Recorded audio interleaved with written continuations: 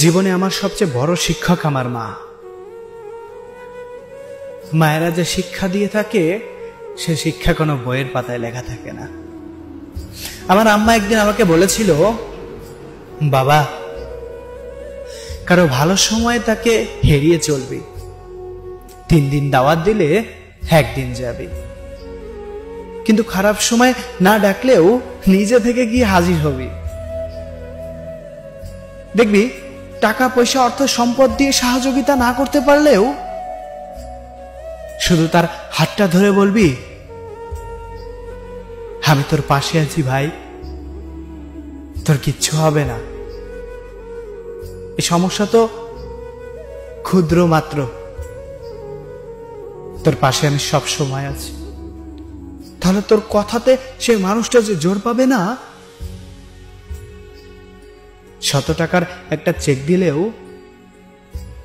সে আত্মবিশ্বাস সে খুঁজে পাবে না।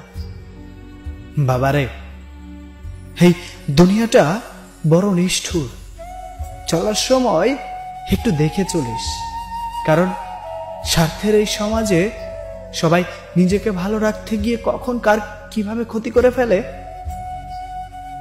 সেও হয়তো বলতে পারে না। কারো কাছ থেকে প্রতারণার শিকার হলে কষ্ট পাস না বাজান, হাসি নিয়ে ভাববি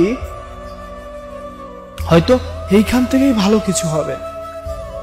মনে রাখিস, সৃষ্টিকর্তা সবসময় তোকে সেটা দেবে না যেটা তুই চাস, সৃষ্টিকর্তা সবসময় সেটা দেবে যেটাতে তোর ভালো হয়।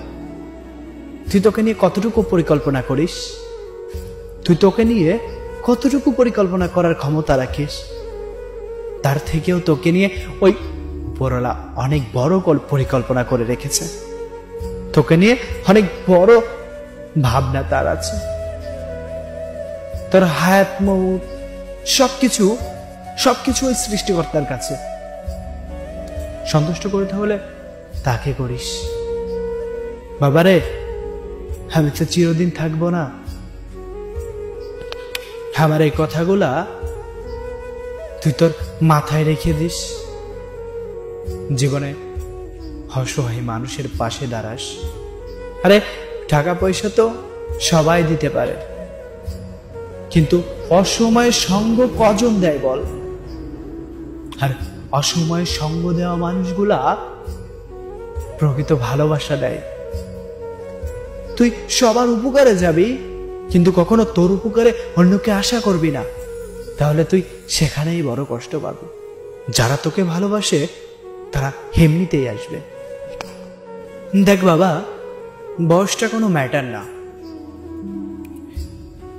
কেউ তোর বয়সে খেলা করে বিন্দাস লাইফ ঘুরে বেড়াচ্ছে, আর কেউ তোর থেকে কম বয়সে ফ্যামিলির বোঝা মাথায় নিয়ে কাজ করে যাচ্ছে। তুই একটা ফুটবল মাঠে গেলে দেখবি একই বয়সের কিছু ছেলে খেলাধুলা করছে, আর ওই মাঠের কোনায় ওর থেকেও কম বয়সী একটা ছেলে ঘাড়ে করে বাদাম বিক্রি করছে। আসলে এই সমাজে অসহায় মানুষের অভাব নেই,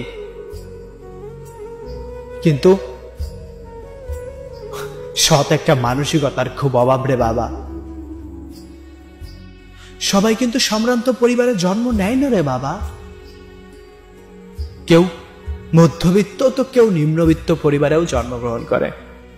কেউ দুবেলা দুমুঠো খেয়ে বেঁচে আছে, আর কেউ লাখ লাখ টাকা 5 স্টার হোটেলে নষ্ট করছে।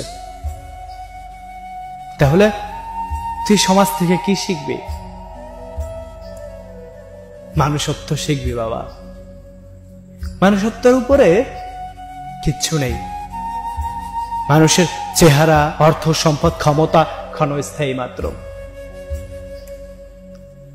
চেহারা উজ্জ্বলতাও নষ্ট হয়ে যাবে, ক্ষমতারও পতন ঘটবে, আর অর্থ সম্পদ সেটাও ফুরিয়ে যাবে।